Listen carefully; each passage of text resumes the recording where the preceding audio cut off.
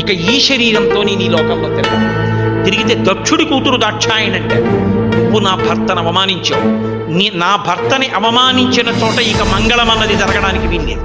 ఇక ఈ శరీరంతో నేను ఇక దాక్షాయణి అన్న పేరుతో నేను పలకను. కాబట్టి ఇప్పుడే యోగాగ్నిలో ఈ శరీరం వదిలేస్తున్నానని ఆవిడ యోగాగ్ని రగిల్చి ఒక్కసారి ఆ అగ్నిహోత్రంలో తుదికు భయపడి.